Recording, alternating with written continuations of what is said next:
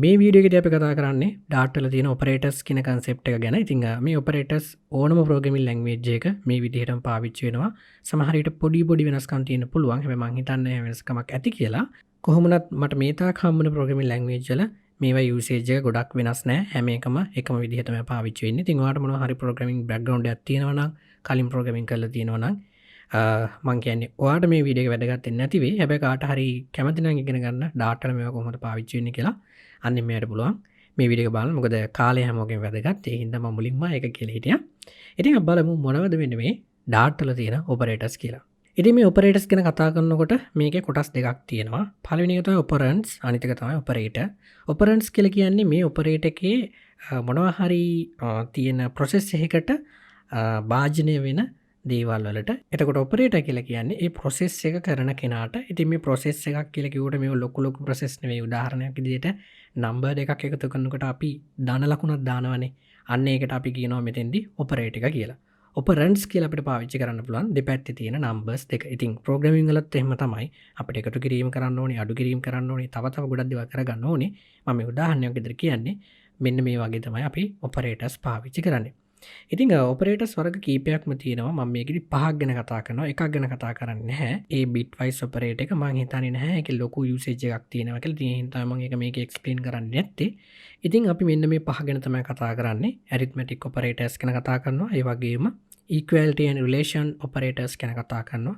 ඒ වගේම type test operators ගැන කතා කරනවා. ඒ වගේම assignment operators සහ logical operators ගැන තමයි අද අපි කතා කරන්නේ. ටිකක් වීඩියෝ එක දිග වෙන්න පුළුවන්.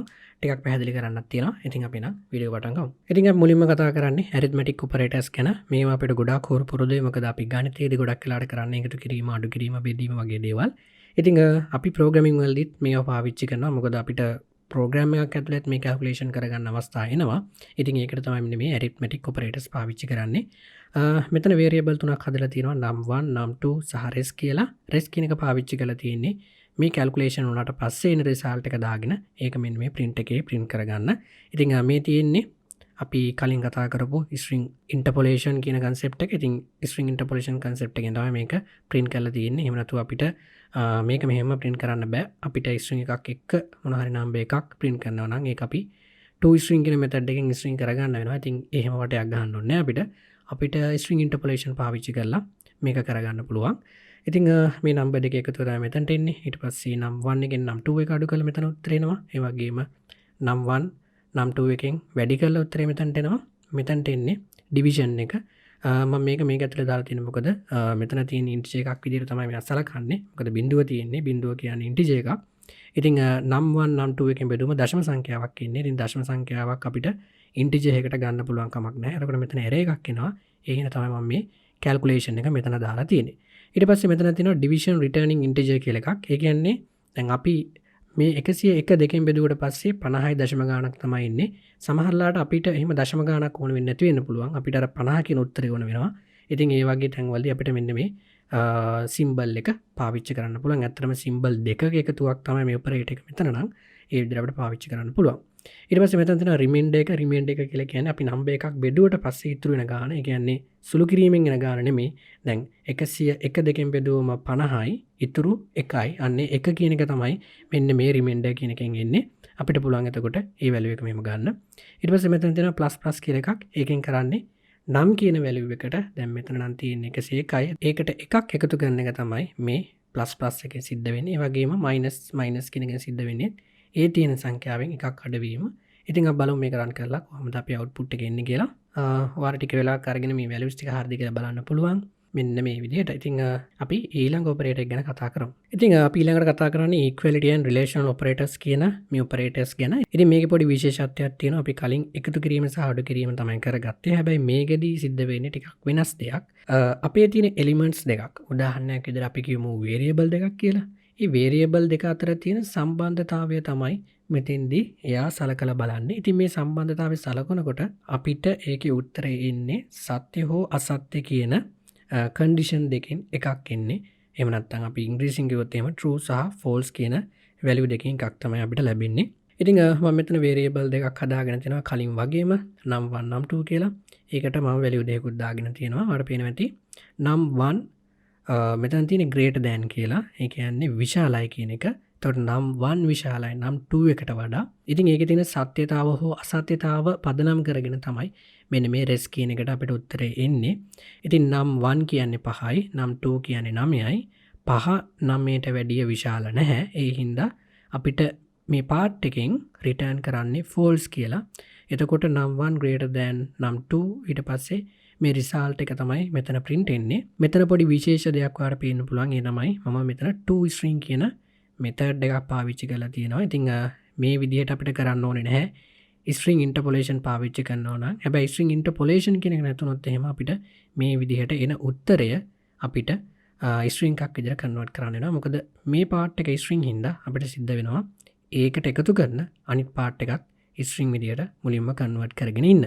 ඉතින් ඒ වගේම අපිට පුළුවන් ඒක inverse එක එහෙම නැත්නම් අනිත් පැත්තත් බලන්න. එතකොට නම් 1 කුඩායි නම් 2 එකට වඩා කියලා තමයි මෙතන බලන්නේ. ඉතින් ඒකේ සත්‍ය අසත්‍යතාව මත තමයි මෙන්න මේ res කියන එකට value එක එන්නේ. ඊට පස්සේ තව operator එකක් තියෙනවා. මෙතන තියෙන්නේ greater than or equal කියන එක. ඒ කියන්නේ විශාල හෝ සමානයි කියන එක. එක්ක විශාල වුණොත් ඒත් අපිට output එකක් එනවා. එහෙම නැත්නම් සමාන වුණොත් ඒත් අපිට output එකක් එනවා. මේ දෙකම වෙන්න පුළුවන් කමක් නැහැ. එක්කෝ එක විශාල වෙන්න පුළුවන්. එහෙම නැත්නම් ඒකට සමාන වෙන්න පුළුවන්. සමාන වුණොත් විශාලත්වයක් නැහැ. විශාල වුණොත් සමානත්වයක් නැහැ. ඉතින් ඒ හින්දා අපිට මේ වගේ මේ සිම්බල් දෙක කම්බයින් කරලා තමයි මෙතන තියෙන්නේ. විශාල හෝ සමාන කියන එක. ඒ වගේම තමයි අපිට ඒක අනිත් පැත්තට බලන්න පුළුවන්. කුඩා හෝ සමාන කියන එක. ඊට පස්සේ තව අපිට පුළුවන් මෙන්න මේ වගේ exclamation mark එකත් එක්ක සමාන ලකුණු බලන්න. ඉතින් මෙතන තේරුම not equal කියන එක. ඒ කියන්නේ මේ නම් 1 කියන එක නම් 2 එකට සමාන නැහැ කියන එක. ඉතින් එහෙමද කියලා බැලුවොත් ඔව් එහෙම තමයි. 5 9ට සමාන නැහැ. ඉතින් ඒ හින්දා අනිවාර්යෙන් මෙතන true කියන value එක තමයි මේ res කියන එකට එන්නේ. ඊට පස්සේ මෙතන තියෙන්නේ දෙපැත්තම සමානද කියලා compare කරන එක. value එකෙන් සමානද කියලා තමයි compare කරන්නේ. ඒ කියන්නේ 5 9ට සමානද කියලා තමයි බලන්නේ. ඉතින් 5 9ට සමාන නැහැ. අනිවාර්යෙන් false කියලා තමයි එන්නේ. අපි මේ ටිකත් රන් කරගෙන බලමු output මොනවද එන්නේ කියලා. හරි. අපිට පේන හැටි පළවෙනි එක false. ඔව් ඒක false. ඊට පස්සේ true. නම් 2 එක ඔව් විශාලයි 5ට වැඩිය. ඒ හින්දා true. ඊට පස්සේ බලන්න ටික වෙලාවක් අරගෙන මේ ටික හරිද කියලා check කරලා බලන්න. ඉතින් මේ තමයි equality and relational operators කියලා අපි Dart වලදී පාවිච්චි කරන්නේ. Dart වල විතරක් නෙවෙයි හැම programming language එකකම වගේ අපි පාවිච්චි කරන්නේ මේ විදිහට තමයි. හරි. ඊට පස්සේ බලමු ඊළඟ operators වර්ගය මොකක්ද කියලා. දැන් අපි කතා කරන්නේ type test operators ගැන. මේක ටිකක් වෙනස් කලින් අපි කතා කරපු operators වලට වඩා. මොකද මේකදී අපි is කියන මේ ඉංග්‍රීසි keyword එක පාවිච්චි කරනවා. කලින් අපි පාවිච්චි කරේ keyboard එකේම තියෙන මොනවා හරි symbols තමයි පාවිච්චි කරේ. ඉතින් මෙතෙන්දී එක symbol එකකුත් අපිට පාවිච්චි කරන්න පුළුවන්. ඉතින් මෙන්න මේ විදිහට තමයි program එක ලියාගෙන තියෙන්නේ. මෙතන int n කියලා variable එකක් හදාගෙන තියෙනවා. ඒ වගේම මම මෙතන check කරනවා මේ n එක int එකක්ද කියලා. එතකොට මේකේ data type එක check කරන්නේ මෙන්න මේ is කියන keyword එකෙන්. එතකොට මෙයා අත්‍තරම මේ කියන්නේ n එක integer එකක්ද. සත්‍ය නම් අපිට true කියලා තමයි print වෙන්නේ. අසත්‍ය නම් false කියලා තමයි print වෙන්නේ. ඉතින් මෙතන අනිවාර්යෙන් සත්‍ය කියලා තමයි print වෙන්න ඕනේ. මොකද n කියන්නේ integer එකක් හින්දා. ඒ වගේම තමයි මෙතන double variable එකක් හදලා තියෙනවා. ඒකෙදි බලන්නේ is not කියන එක. ඒ කියන්නේ n කියන මෙන්න මේ double variable එක integer එකක් නෙමෙයිද? මේ exclamation එකකින් කියන්නේ හැමතිස්සෙම සත්‍ය එකේ විරුද්ධ. දැන් අපි කලින් වීඩියෝ එකේදීත් මේක දැක්කා. මේ තියෙන exclamation mark එකකින් හින්දා අතර මේක සිද්ධ වෙන්නේ. දැන් මේකේ සමාන නැහැ කියන එක. මෙතන සමානයි. මෙතන කියන්නේ සමාන නැහැ කියන එක. ඒතර සමාන නැද්ද කියලා තමයි බලන්නේ. ඉතින් මෙතෙන්දි මෙයා බලන්නේ n is not int කියලා. ඉතින් n කියන්නේ integer එකක් නෙමෙයි. එතකොට මෙතනින් ඇත්තටම අපිට output වෙන්නේ true කියන එක. මොකද n කියන්නේ int එකක් නෙමෙයි double එකක්. ඉතින් අපි බලමු මේක run කරලා කොහොමද මේ output එන්නේ කියලා. ගොඩක් අපි මේවා පාවිච්චි කරන්නේ නැහැ. නමුත් දැනගෙන ඉන්න එක ගොඩක් වැදගත් වෙනවා. හරි. අපි ඊළඟට කතා කරමු ඊළඟ operator එක ගැන. දැන් අපි කතා කරන්නේ assignment operators ගැන. ඉතින් මේකත් කලින් වගේම තමයි එකතු කිරීම අඩු කිරීම වෙනකොට පාවිච්චි කරන ටිකක් short hand ක්‍රමයක්. ඒ තමයි දැන් උදාහරණයකට අපි ගත්තොත් එහෙම මේ විදිහට ab කියලා අපිට පුළුවන් ab එකකට එකතු කරලා තව variable එකකට දාගෙන ඒක print කරන්නත් පුළුවන්. හැබැයි අපිට ඕන නම් පුළුවන් a කියන variable එකටම b කියන එකේ value එක එකතු කරලා අපිට පුළුවන් a print කරලා ගන්නත්. ඉතින් ඒක ටිකක් short hand ක්‍රමයක්. අපිට අලුතෙන් variable හදන්න ඕනේ නැත්නම් තියෙන variable එකක් පාවිච්චි කරාට ප්‍රශ්නකුත් නැත්නම් අන්න ඒ වගේ අවස්ථාවකදී අපිට පුළුවන් මෙන්න මේ විදිහේ short hand ක්‍රමයක් පාවිච්චි කරන්න. ඉතින් මෙතනදි සිද්ධ වෙන්නේ ඇත්තටම ඒකට B එකතු වෙලා තමයි A වල වැලියු එක හදාගන්නේ. ඒ කියන්නේ මේක assign වෙන්නේ මෙතන එකතු කිරීමක් වුණාට පස්සේ. එතකොට 12යි 3යි එකතු වෙලා A වලට යන්නේ 15. එතකොට A වල දැන් තියෙන්නේ 15. කලින් තිබ්බේ 12. හැබැයි මේ ෂෝට් හෑන්ඩ් ක්‍රමයෙන් හින්දා අපිට දැන් මේකේ 15 තමයි බලා ගන්න පුළුවන් වෙන්නේ. ඉතින් ඊට පස්සේ මෙතන තියෙන අඩු කිරීම අර පේනවා ඇති. මෙතන අලුතෙන් මම වේරියබල් එකේ වැලියු එක අප්ඩේට් කරනවා 12යි 13යි කියලා. කලින් තිබ්බේ 12යි 3.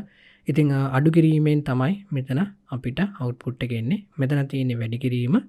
ඒකත් ෂෝට් හෑන්ඩ් ක්‍රමයට තියෙන්නේ. ඉතින් මෙතන තියෙන්නේ බෙදීම. හැබැයි ඔයාලට බැලුවොත් පේනවා ඇති මෙතන පොඩි ප්‍රශ්නයක් තියෙනවා. ඒ තමයි කලින් වගේම මෙතන උත්තරේ එන්නේ අපිට ඩබල් විදියට. ඒ හින්දා අපිට ඒ වලටම ඒ එන උත්තරේ ගන්න බෑ. මොකද මෙතන බෙදීමක් එන්නේ දශම සංඛ්‍යාවක් එනවා. ඉතින් ඒ හින්දා අපිට මේක ඩබල් වේරියබල් එකකට දාලා ඒක තමයි මෙතන print කරගන්න ඕනේ. ඉතින් මම ඒක කරන්න යන්නේ නැහැ දැනට. ඊනවා මේක කමෙන්ට් කරගන්න ඔයාලට පුළුවන්. ඩබල් වේරියබල් එකක් හදලා ඒ වැලියු එක දාලා ඒක print කරලා බලන්න. ඊට පස්සේ මෙතන තියෙන බෙදීම කලින් වගේම තමයි බෙදලා ඉතුරු වෙන සංඛ්‍යාව වෙන්නේ. අතරම බෙදීම නෙමෙයි. බෙදීම වෙන්නේ මෙතන සිද්ධ වෙන්නේ බෙදලා අපිට ඉතුරු වෙනව නම් මොන හරි සංඛ්‍යාවක් අන්නේ ඉතුරු වෙන ගාන තමයි මෙතෙන්දී අපිට ලැබෙන්නේ. ඉතින් අපි මේකත් රන් කරලා බලමු කොහොමද අපි අවුට්පුට් එක එන්නේ කියලා. ඉතින් මෙන්න මේ විදිහට තමයි අපිට අවුට්පුට් එක ඇවිල්ලා තියෙන්නේ. මෙතන මේ නම්බර් දෙක එකතු කරලා තියෙනවා. ඒ වගේම මෙතෙන්දි කරලා තියෙන්නේ A වලින් B අඩු කරලා තියෙන්නේ. ඒ වගේම මෙතන තියෙන්නේ වැඩි කිරීම. ඊට පස්සේ ඔයාලට පේනවා ඇති මෙතන තියෙන්නේ මොඩියුල් එකක්. ඒ කියන්නේ අපි 12න් තමයි 13 බෙදලා තියෙන්නේ. ඉතින් 12න් 13 බෙදන්න පුළුවන් කමක් නැහැ. ඉතුරු වෙන්නේ 12ම තමයි. මොකද දැන් 13 නම් 12න් බෙදුවම එකක් එනවා. හැබැයි දැන් මේකෙදි එහෙම එන්නේ නැහැ. ඉතුරු වෙනවා සම්පූර්ණයෙන්ම 12ම. ඉතින් මේ විදිහට තමයි මෙන්න මේ අවුට්පුට් එක ඇවිල්ලා තියෙන්නේ. ඉතින් දැන් අපි කතා කරන්නේ ලොජිකල් ඔපරේටර්ස් කෙනෙක් ගැන. ඉතින් මේ ලොජිකල් ඔපරේටර්ස් හදලා තියෙන්නේ මොනවා හරි කන්ඩිෂන් දෙකකට වඩා එකතු කරලා තමයි අපි මේක හදලා තියෙන්නේ. දෙකක් හෝ දෙකකට වඩා. දැන් අපි කලින් බැලුවා මෙන්න මේ ඔපරේටර්ස් ගැන.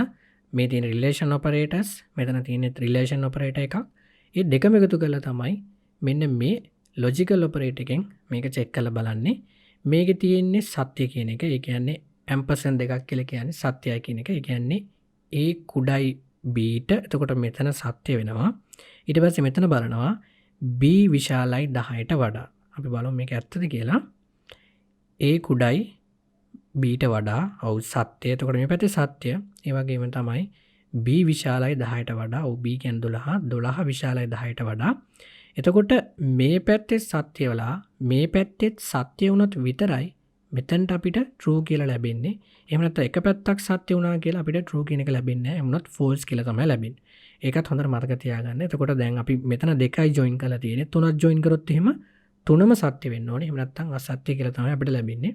ඉතින් අපිට පුළුවන් මේක මුලින්ම run කරලා බලන්න මොන වගේ output එකක් දෙන්නේ කියලා. අපිට true කියලා ඇවිල්ලා තියෙනවා. ඉතින් මම මේක පොඩ්ඩක් කමෙන්ට් කරගන්නවා. පහලා තියෙන ටිකටත් මම එකම variable තමයි පාවිච්චි කරලා තියෙන්නේ. ඒ හින්දා අපි බලමු මේක run කරලා කොහොමද අපිට output එන්නේ කියලා. මෙතෙන් සිද්ධ වෙන්නේ O කියන එක. එතකොට මෙතනින් එක පැත්තක් හරි සත්‍ය වුණොත් true වෙනවා. දෙපැත්තම අසත්‍ය වුණොත් false වෙනවා. අපි බලමු මේ condition එක කොහොමද සිද්ධ වෙන්නේ කියලා. A කියන්නේ 10යි, B කියන්නේ 12යි. 10 12ට වැඩිය විශාල නැහැ. එතකොට මේ පැත්ත false. හැබැයි බලමු මේ පැත්ත true ද කියලා. මේ පැත්ත true වෙන්නේ නැහැ. මොකද B කියන්නේ 12යි, 10 12ට වැඩිය විශාල නැහැ. එතකොට මේ පැත්තත් false. ඉතින් ඒ හින්දා තමයි අපිට මේ විදිහට false කියලා තියෙන්නේ. හැබැයි මේ දෙපැත්තෙන් එකක් හරි සත්‍ය වුණා නම් අපිට මෙතන true කියලා තමයි එන්නේ. අපි බලමු මෙතන 13 වගේ දාලා මොකද වෙන්නේ කියලා. ඔයාලට පේනවාද true කියලා අවිලා තියෙන. ඉතින් මෙතනත් කලින් වගේම තමයි අපිට තව මේ වගේ join කරන්න පුළුවන්. එකක් හරි හරියට සිද්ධ වෙනවා නම් එතනින් එහා check කරන්නේ නැහැ. එයාට සත්‍ය කේස් එකක් හම්බ වුණ හින්දා එයා අපි මොන හරි variable එකකට දා ගන්නවා නම් ඒ variable එකට true හෝ false කියලා දා ගන්නවා. ඒ වගේම තව පුංචි උදාහරණයක් තියෙනවා. අපි ඒකත් බලලම වීඩියෝ එක අවසන් කරමු. මෙතන res1 කියලා අලුත් variable එකක් හදාගෙන තියෙනවා. මෙතන බලන්නේ මෙන්න මේ දෙක සමානද කියලා. A සමානයි B ට. A B සහ සමාන වෙන්නේ නැහැ. මොකද A කියන්නේ 10, B කියන්නේ 12. එතකොට 10 12ට value එකෙන් සමාන වෙන්නේ නැහැ. ඒ හින්දා මෙතන output වෙන්නේ අපිට false කියන එක. හැබැයි මෙතෙන්ද ඔයාලට පේනවා ඇති exclamation mark එකක් තියෙනවා. මම කිව්වා මේ exclamation mark එකෙන් හැමතිස්සෙම negative අනිත් පැත්ත තමයි එයා අරගෙන දෙන්නේ. එතකොට දැන් මෙතන තියෙන්නේ අපිට false කියන එක. ඒ කියන්නේ මෙතනින් අපිට output වෙන false. හැබැයි මේක අනිත් පැත්ත ගැහුවට පස්සේ අපිට එන්නේ true කියන එක. ඒ කියන්නේ false එකේ අනිත් පැත්ත තමයි true. දැන් මේක true නම් false, false නම් true. ඔය විදිහට තමයි සිද්ධ වෙන්නේ. ටිකක් කම්ප්ලෙක්ස් වෙන සමහරලාට ඒ වුණාට ඒක එච්චර ලොකු දෙයක් නෙමෙයි. අපිට පේන ඇති මෙතන true කියලා අවිලා තියෙන්නේ. හැබැයි මේ දෙකම සමාන වුණොත් බලමු මොකද වෙන්නේ කියලා. දැන් A සහ B කියන්නේ සමානයි. එතකොට මෙතන true අනිත් පැත්ත ගැහුවට පස්සේ false එන්නේ. බලමු. අපිට පේන මෙතන false කියලා අවිලා තියෙන්නේ. ඉතින් මෙන්න මේවා තමයි අපි ඩාටා වල පාවිච්චි කරන ඔපරේටර්ස්. මේවා ගොඩාක් අමාරු නෑ. හැබැයි මේවා ගොඩක් යූස්ෆුල් අපේ ප්‍රෝග්‍රෑම් එකේදී අපි ප්‍රෝග්‍රෑම් කරනකොට. ඉතින් මම හිතනවා සරලව හැමෝටම පැහැදිලි වෙන්නේ නැති කියලා. ඉතින් ඔයාලට තව ටිකක් මේ ඔපරේටර්ස් ගැන ඉගෙන ගන්න ඕන නම් ඔයාලට පුළුවන් මගේ C++ සිංහලෙන් සීරීස් එකේ තියෙන ඔපරේටර්ස් කියලා වීඩියෝ දෙකක්. ඒකෙන් ඔයාලට තව නොලෙජ් එක ගන්න පුළුවන් මේ ඔපරේටර්ස් කොහොමද පාවිච්චි කරන්න කියලා. ප්‍රෝග්‍රෑමින් ලැන්ග්වේජ් එක වෙනස් වෙන්න පුළුවන්. ඒ වුණාට ගොඩක් වෙලාවට හැම ප්‍රෝග්‍රෑමින් ලැන්ග්වේජ් එකේම මේ ඔපරේටර්ස් කියන කන්සෙප්ට් බොහොම සමානයි. ඇත්තටම මට හම්බුනේ හැම ලැන්ග්වේජ් එකකම වගේ මේ විදිහට තමයි පාවිච්චි වෙන්නේ. ඉතින් ඔයාලට පුළුවන් ඕනනම් ඒකත් චෙක් කරලා බලන්න. එහෙනම් අපි ඊළඟ වීඩියෝ එකෙන් හම්බෙමු.